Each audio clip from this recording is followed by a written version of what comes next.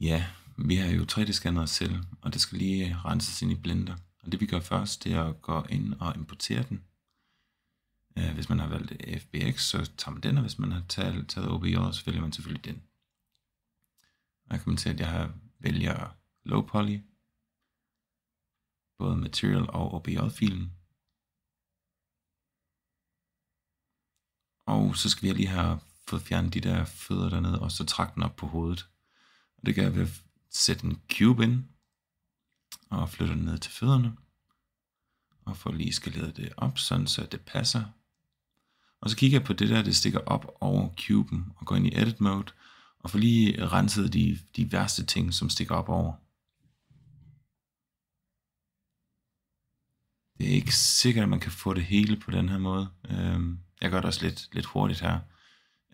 Så det jeg egentlig ender med at gøre, det er at trække cuben en lille smule højere op. Det gør det lidt mere fødderne, men det gik hurtigere. Det næste vi så gør, det er at gå select selve kroppen, og så laver vi en boolean modifier på den. Og jeg bruger pipetten til så at vælge cuben. Og til sidst applyer vi så lige den her modifier. Det den gør, det er, at den så sletter det der forneden, og så lukker den selve meshen, sådan så det ikke er et hul forneden. Jeg flytter lige cuben op, og så fjerner vi lige den trakt deroppe på toppen af hovedet her. Hvis I ikke har en trakt, skal I selvfølgelig ikke gøre det her.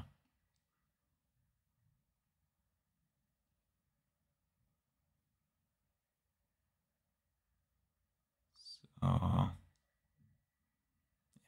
det bliver lidt et fladt hoved op i toppen nu. Men det er okay. Så pipetten igen, vælg cuben. Apply. Og slet cuben. Nu skal vi sådan set bare have den eksporteret.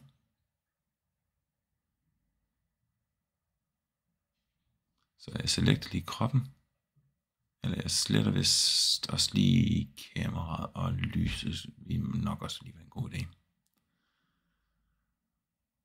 Det er strengt taget ikke nødvendigt, fordi jeg ender med bare at select kroppen, og så når vi eksporter som FBX, så sætter man lige et fluepin over i Selected Objects.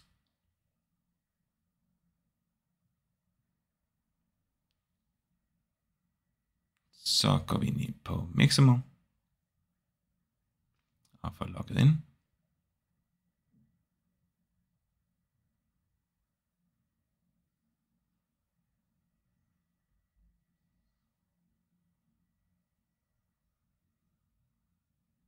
Ja.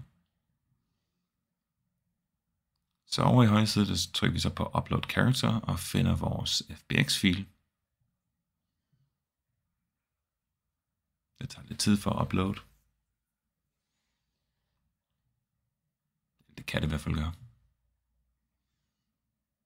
Jeg kan se, at min står med siden til, så jeg trykker på knappen her for at rotere den rundt om y-aksen. Så vi har altså en front view. Og så er det vigtige her, det er at fjerne flueben ned fra Use Symmetry, fordi vores karakter er højst sandsynligt ikke symmetrisk, når vi har 3D-scannet. Så tager jeg chin-markerne på chinnen. Og håndledet på håndledet.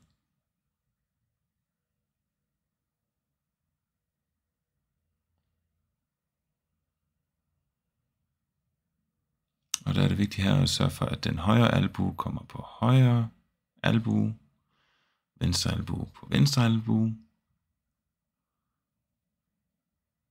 Jeg synes egentlig, den sagde, at det var 2 left wrists. Nå, jeg tror, jeg kommer til at bytte rundt på dem nu. Og det er selvfølgelig den anden højre.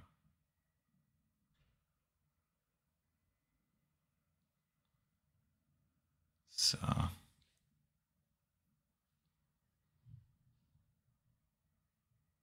Højre knæ til højre knæ. Og venstre knæ til venstre.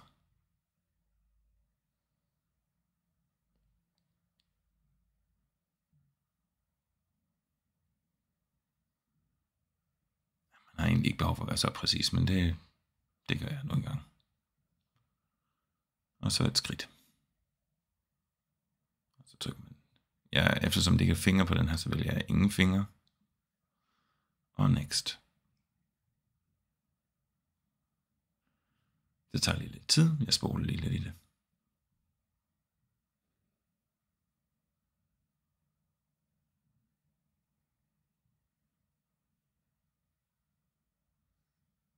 Så det ser nogenlunde fornuftigt ud. Man skal ikke være nervøs for, at den sådan hænger ned i gulvet. Det ændrer sig så snart vi sætter en animation ind.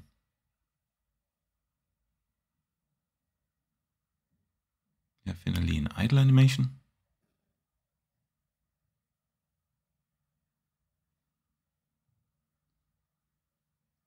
Jeg sidder på en lidt dårlig internetforbindelse, så det tager en lille smule tid for den at loade animationen. Og denne gang vil jeg egentlig gerne have en, hvor man kan se, at den bevæger sig.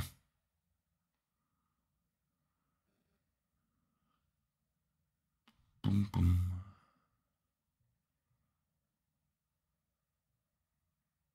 Det skal ikke tage så meget tid. Jeg tager den der Happy Idle. Det er fint. Den downloader jeg så.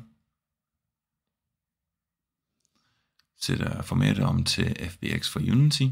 Og den skal have skin på sig, for vi vil have 3D-modellen med os. Jeg ændrer ikke på noget af de sidste to dernede. Og downloader den. Så nu har vi idle animation og 3D-modellen til at tage ind i Unity. Jeg finder også lige en walk animation.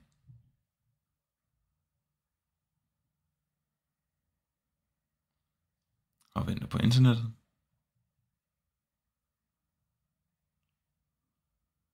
Og hvad skal vi vælge? Walk.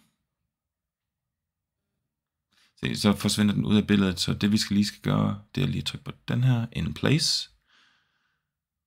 Så animationen ikke flytter 3D-modellen.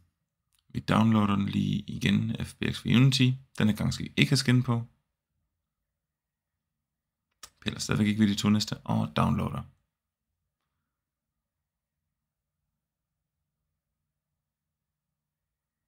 Godt. Så skal vi bare have tændt op for Unity. Jeg vælger bare et 3D Core. Kald den hvad I vil.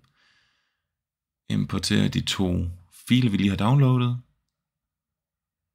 Walk og Idle. Og vi skal også lige have teksturen fra den mappe, som vi har unpacked fra Mixamo. Nej, fra Kiri. Og det skal være den low poly. Den ligger der. Sådan. Så kan jeg trække 3D-figuren ind. Den har allerede teksturen på. Det var meget heldigt. Nå, vi skal have fået animationen til at virke på den, så det vi skal have gjort, vi skal have givet den en animator. Og jeg tror lige, jeg starter med at sætte dens animation. Jeg vælger først 3D-figuren og går ned i bunden af den.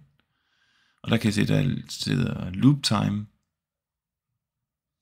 og loop pose. Der var den. Dem sætter vi lige to flueben i og applier. Og det samme gør vi med vores walk animation. Loop time, loop pose. Så tilføjer vi en animator på vores model.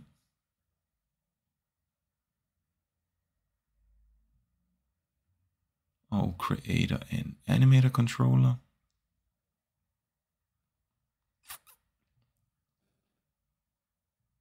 Ja. Og den dragger vi lige over i controllerfeltet. Godt. Så går vi ind i animator-vinduet ved at gå op i Window, Animation og Animator. Og der dragger vi lige vores idle animation ind, for det skal være den default animation, den afspiller. Så jeg expander lige min 3D-view der og finder den der trekant. Og det gør den så til at være dens start animation. Jeg trækker også lige vores walk animation ind. Og laver en transition fra idle til walk. Og fra walk tilbage til idle. Og jeg skal ikke have nogen exit time på dem. Fordi jeg vil have, at det skal ske med det samme, i stedet for at den lige bliver færdig med animationen. For at styre det, der laver jeg et parameter, en bool, som jeg kalder for isWalking. Sådan. Og når isWalking er false, skal den gå fra walk til idle. Og hvis den bliver sat til true, så skal vi gå fra idle til walk. Sådan. Det kan vi lige teste af ved at prøve at afspille den. Og så kan vi manuelt lige prøve at sætte et flueben ned i feltet dernede. Det er en idle, og sætter vi den til walk. Perfekt. Det ser meget glad ud. Jeg undskylder for lyden, fordi jeg sidder i et hotelværelse og gør det her. Nå, skal vi lige prøve at lave et script, som styrer det. Hvis jeg allerede ved, hvordan man gør det, så behøver jeg ikke at følge med ved det her.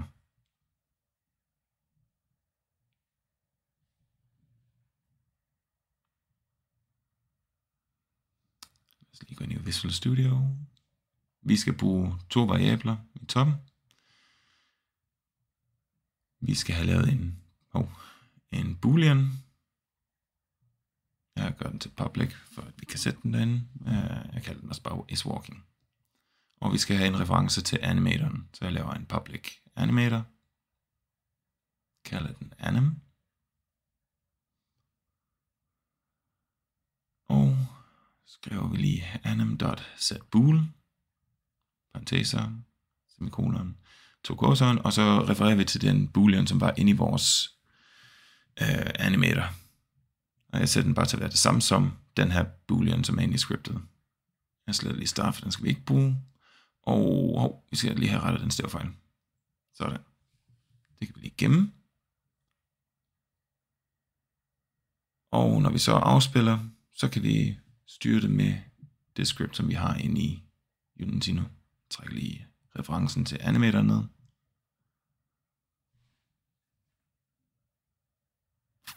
Og så kan vi sætte det flueben i scriptet i stedet for. Simpelt. Håber det hjælper. Vi ses næste uge, eller om 2 uger.